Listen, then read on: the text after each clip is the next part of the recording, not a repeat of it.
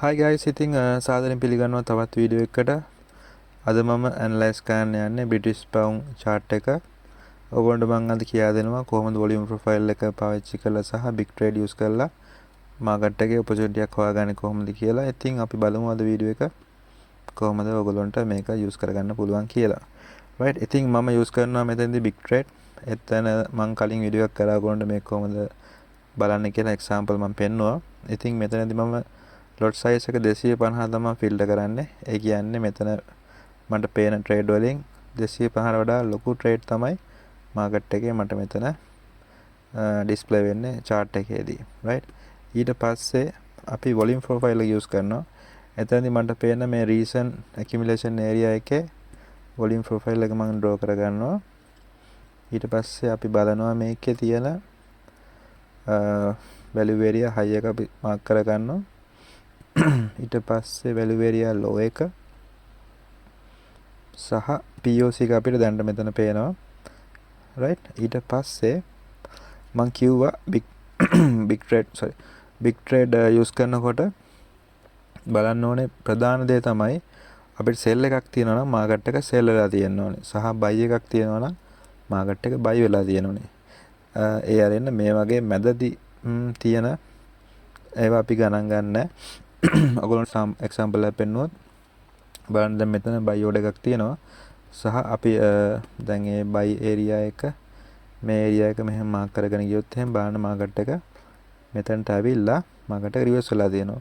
right, අන්න ඒ දෙයම තමයි අපි මෙතනදිත් බලන්නේ. බලන්න මාකට් එකේ lot size 264ක ට්‍රේඩ් එකකට පස්සේ මාකට් එක ලොකු down trend එකක් ගිහිල්ලා තියෙනවා. right, එතකොට ඒ zone එක අපි select කරගන්නවා. එතන තියෙන තව විශේෂතාවයක් තමයි මේ සම්පූර්ණ accumulation area එකේ POC එක තියෙන්නේ මේ area එකේ. ඒ කියන්නේ වැඩිම lot ප්‍රමාණයක් volume එක trade වෙලා තියෙන්නේ මේ price එකේ. එතකොට එතන ලොකු pressure එකක් තියෙනවා අනිවාර්යෙන් volume එකත් එක්ක බලනකොට. ඉතින් අපි බලන්නේ market එක දැන් තියෙන තැන ඉඳන් මේක retest එකක් වෙනකන් අපි බලාගෙන ඉන්නවා. right, මේ මැදදී entry ගන්න යන්නේ අනිවාර්යෙන් අපි බලා ගන්න. ඒ කියන්නේ අපි බලන් ඉන්න key level එකකට market එක අනිවාර්යෙන් එනකන් අපි බලන් ඉන්නවා. සහ එතනදී මම entry එක ගන්නවා මේ recent high එකට උඩින් take stop loss දාලා 1-2 ratio එකක් තියෙනවා මෙතන trade එකේ. ඉතින් මේක තමයි අපි සාමාන්‍යයෙන් big trade සහ volume profile use කරලා trade කරනකොට බලන විදිහ මම. ඉතින් අපි බලමු කොහොමද මාකට් එක මෙතනට reaction එක දෙන්නේ කියලා. මෙතනින් reverse එකක් වෙනවද කියලා. ඉතින් මේක තමයි දැනට GBPUSD තියෙන analyze එක මගේ.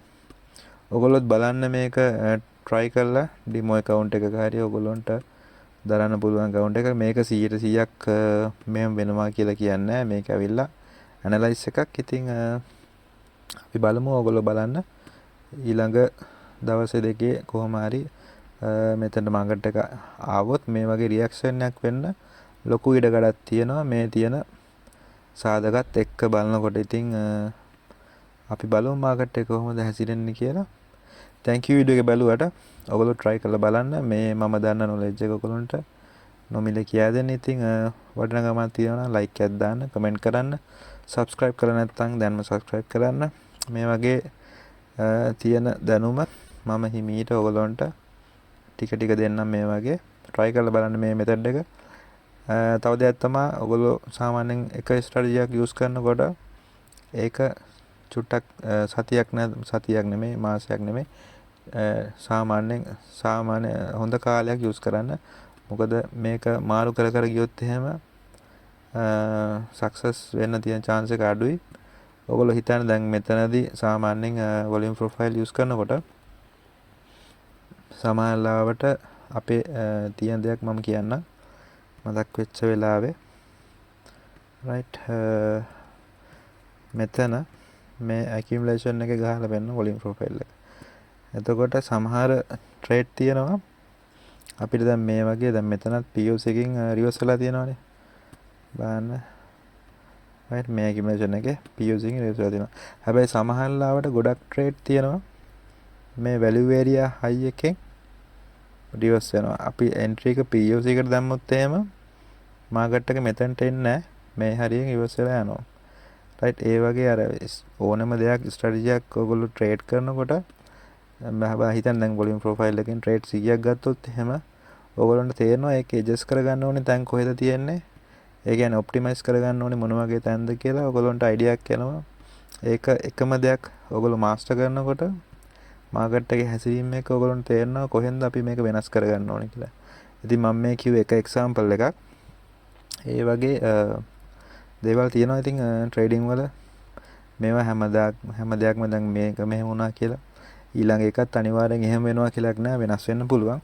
මේකේ හැමතිස්සෙම තියෙන probability සහ ඒකට අපි කරන රියැක්ෂන් එක මාකට් එකට. ඉතින් ඔයගොල්ලෝ බලන්න මේ වගේ try කරලා. ඉතින් ඕක තමයි කියන්න තියෙන්නේ. දැනට අපි බලමු මාකට් එක කොහොමද මෙතන රියැක්ට් වෙන්නේ කියලා සහ මේ ට්‍රේඩ් එක කොහොමද වැඩ කරන්නේ කියලා. ඉතින් thank you වීඩියෝ එක බලුවට. අලුත් වීඩියෝ එකකින් අපි හම්බෙමු.